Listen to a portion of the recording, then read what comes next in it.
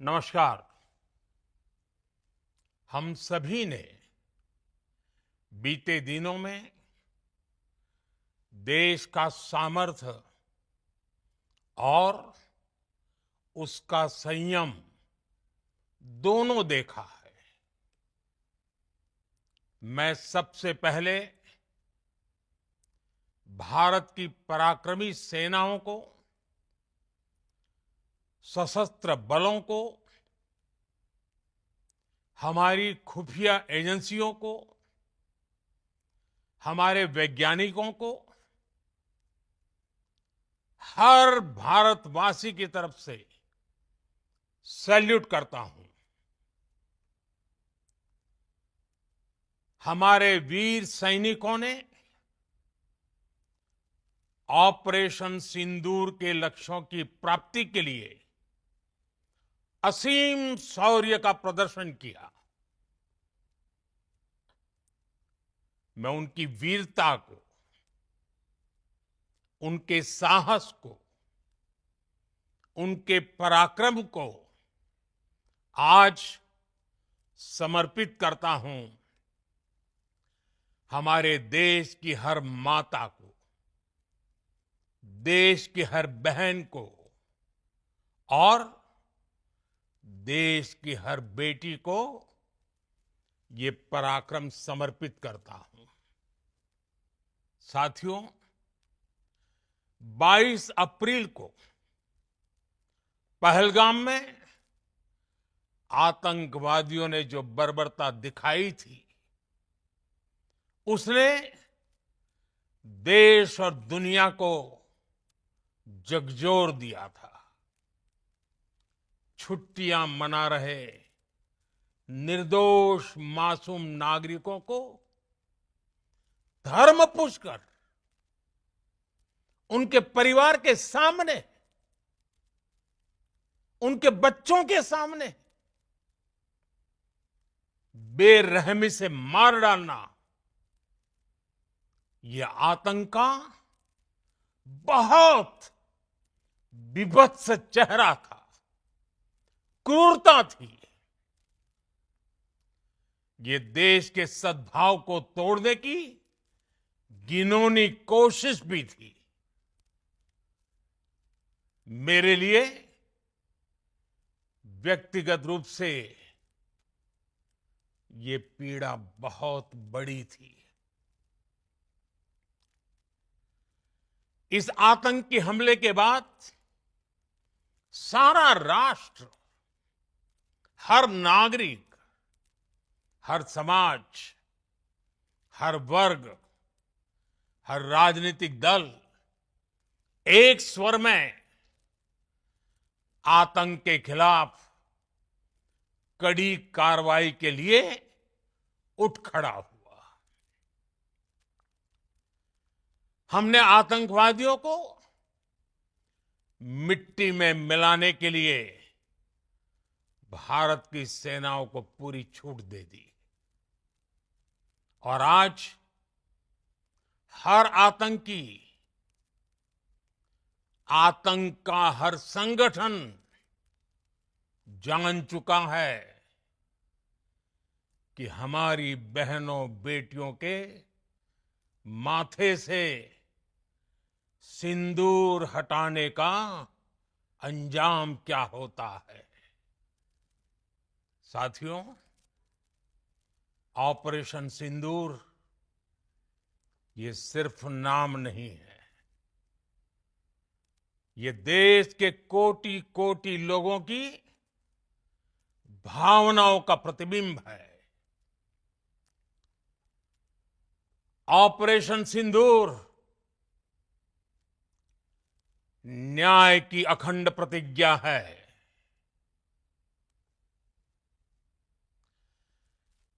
6 मई की देर रात, 7 मई की सुबह पूरी दुनिया ने इस प्रतिज्ञा को परिणाम में बदलते देखा है। भारत की सेनाओं ने पाकिस्तान में आतंक के ठिकानों पर, उनके ट्रेनिंग सेंटर्स पर सटीक प्रहार किया। आतंकियों ने सपने में भी नहीं सोचा था कि भारत इतना बड़ा फैसला ले सकता है। लेकिन जब देश एकजुट होता है, नेशन फर्स्ट की भावना से भरा होता है, राष्ट्र सर्वोपरि होता है, तो फौलादी फैसले लिए जाते हैं, परिणाम लाकर दिखाए जाते हैं। जब पाकिस्तान में आतंक के अड्डों पर भारत की मिसाइलों ने हमला बोला, भारत के ड्रोन्स ने हमला बोला, तो आतंकी संगठनों की इमारतें नहीं, बल्कि उनका हौसला भी थर्रा गया। बहावलपुर और मुरिद के जैसे आतंकी ठिकाने एक प्रकार से ग्लोबल टेररिज्म की यूनिवर्सिटीज रही है। दुनिया में कहीं पर भी जो बड़े आतंकी हमले हुए हैं, चाहे 9/11 हो, चाहे लंदन ट्यूब बॉम्बिंग हो, या भारत में दशकों से जो बड़े बड़े आतंकी हमले हुए हैं, उन सब के तार कहीं ना कहीं आतंक के इन्हीं ठिकानों से जुड़ते रहे हैं। आतंकियों ने हमारी बहनों का सिंदूर उजाड़ा था, इसलिए भारत ने आतंक के ये हेडक्वार्टर्स उजाड़ दिए। भारत के इन हमलों में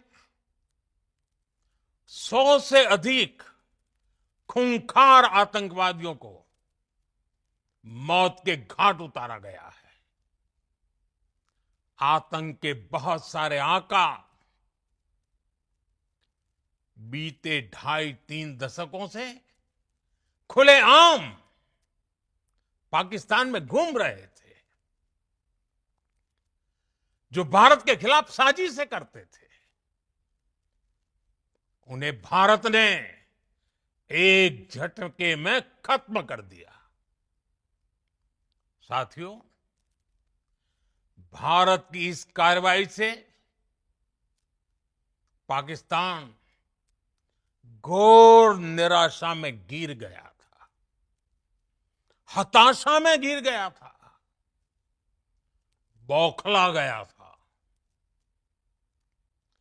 और इसी बौखलाहट में उसने एक और दुस्साहस किया। आतंक पर भारत की कार्रवाई का साथ देने के बजाय पाकिस्तान ने भारत पर ही हमला करना शुरू कर दिया। पाकिस्तान ने हमारे स्कूलों, कॉलेजों को, गुरुद्वारों को, मंदिरों को, सामान्य नागरिकों के घरों को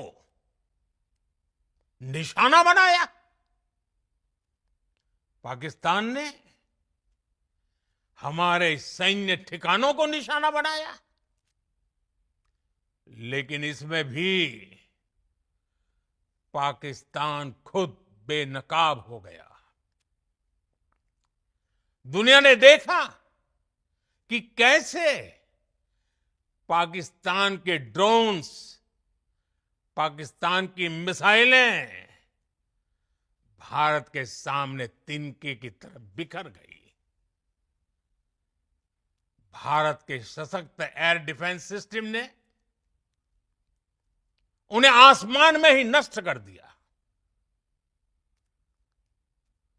पाकिस्तान की तैयारी सीमा पर वार की थी, लेकिन भारत ने पाकिस्तान के सीने पर वार कर दिया। भारत के ड्रोन्स, भारत की मिसाइलों ने सटीकता के साथ हमला किया। पाकिस्तानी वायुसेना के उन एयरबेस को नुकसान पहुंचाया, जिस पर पाकिस्तान को बहुत घमंड था। भारत ने पहले 3 दिनों में ही पाकिस्तान को इतना तबाह कर दिया जिसका उसे अंदाजा भी नहीं था। इसलिए भारत की आक्रामक कार्रवाई के बाद पाकिस्तान बचने के रास्ते खोजने लगा।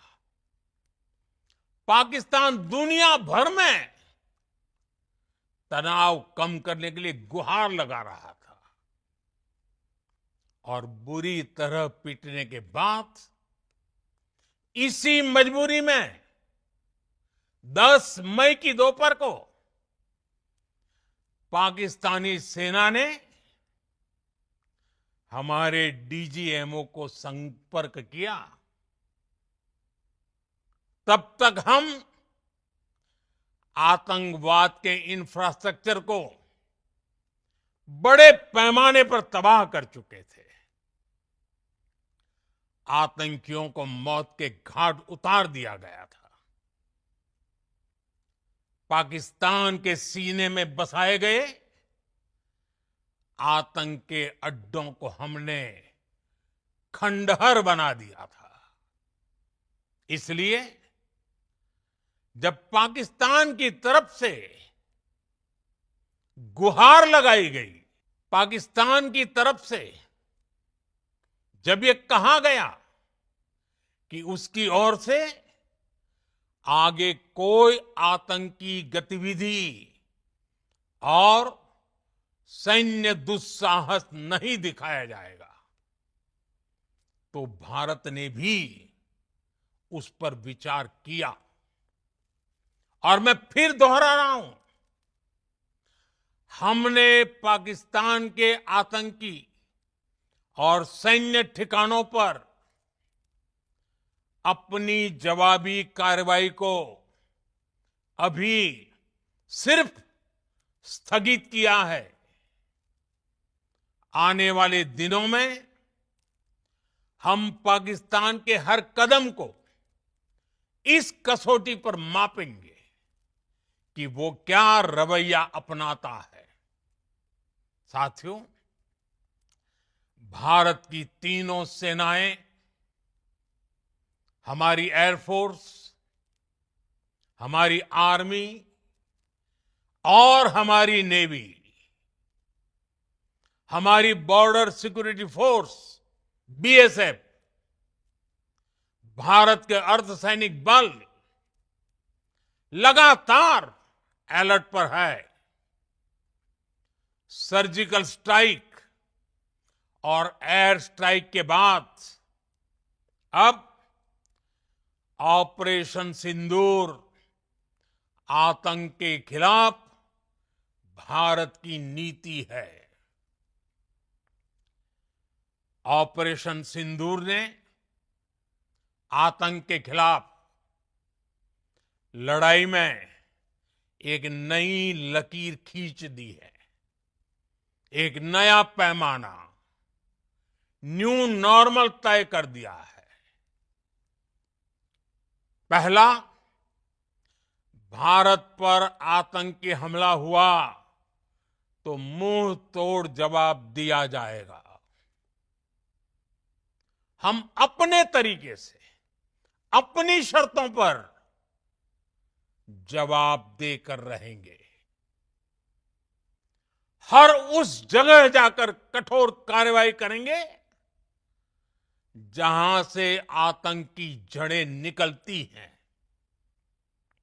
दूसरा,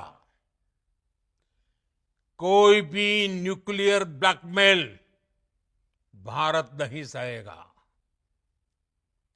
न्यूक्लियर ब्लैकमेल की आड़ में पनप रहे आतंकी ठिकानों पर भारत सटीक और निर्णायक प्रहार करेगा। तीसरा, हम आतंक की सरपरस्त सरकार और आतंक के आकाओं को अलग अलग नहीं देखेंगे। ऑपरेशन सिंदूर के दौरान दुनिया ने पाकिस्तान का वो घिनौना सच फिर देखा है, जब मारे गए आतंकियों को विदाई देने पाकिस्तानी सेना के बड़े बड़े अफसर उमड़ पड़े। स्टेट स्पॉन्सर्ड टेररिज्म का ये बहुत बड़ा सबूत है। हम भारत और अपने नागरिकों को किसी भी खतरे से बचाने के लिए लगातार निर्णायक कदम उठाते रहेंगे। साथियों, युद्ध के मैदान पर हमने हर बार पाकिस्तान को धूल चटाई है और इस बार ऑपरेशन सिंदूर ने नया आयाम जोड़ा है। हमने रेगिस्तानों और पहाड़ों में अपनी क्षमता का शानदार प्रदर्शन किया और साथ ही न्यू एज वॉरफेयर में भी अपनी श्रेष्ठता सिद्ध की। इस ऑपरेशन के दौरान हमारे मेड इन इंडिया हथियारों की प्रामाणिकता सिद्ध हुई। आज दुनिया देख रही है 21वीं सदी के वॉरफेयर में made in India defence equipments, इसका समय आ चुका है। साथियों, हर प्रकार के आतंकवाद के खिलाफ हम सभी का एकजुट रहना, हमारी एकता हमारी सबसे बड़ी शक्ति है। निश्चित तौर पर ये युग युद्ध का नहीं है, लेकिन ये युग आतंकवाद का भी नहीं है। टेररिज्म के खिलाफ जीरो टॉलरेंस, ये एक बेहतर दुनिया की गारंटी है। साथियों, पाकिस्तानी फौज, पाकिस्तान की सरकार जिस तरह आतंकवाद को खाद पानी दे रहे हैं, वो एक दिन पाकिस्तान को ही समाप्त कर देगा। पाकिस्तान को अगर बचना है तो उसे अपने टेरर इंफ्रास्ट्रक्चर का सफाया करना ही होगा। इसके अलावा शांति का कोई रास्ता नहीं है। भारत का मत एकदम स्पष्ट है। टेरर और टॉक एक साथ नहीं हो सकते। टेरर और ट्रेड एक साथ नहीं चल सकते और पानी और खून भी एक साथ नहीं बह सकता। मैं आज विश्व समुदाय को भी कहूंगा, हमारी घोषित नीति रही है अगर पाकिस्तान से बात होगी तो टेररिज्म पर ही होगी। अगर पाकिस्तान से बात होगी तो पाक ऑक्युपाइड कश्मीर पीओके उस पर ही होगी। प्रिय देशवासियों, आज बुद्ध पूर्णिमा है। भगवान बुद्ध ने हमें शांति का रास्ता दिखाया है। शांति का मार्ग भी शक्ति से होकर जाता है। मानवता शांति और समृद्धि की तरफ बढ़े, हर भारतीय शांति से जी सके, विकसित भारत के सपने को पूरा कर सके, इसके लिए भारत का शक्तिशाली होना बहुत जरूरी है। और आवश्यकता पड़ने पर इस शक्ति का इस्तेमाल भी जरूरी है। और पिछले कुछ दिनों में भारत ने यही किया है। मैं एक बार फिर भारत की सेना और सशस्त्र बलों को सैल्यूट करता हूं। हम भारतवासी के हौसले, हर भारतवासी का एकजुटता का शपथ, संकल्प, मैं उसे नमन करता हूं। बहुत बहुत धन्यवाद। भारत माता की जय। भारत माता की जय। भारत माता की जय।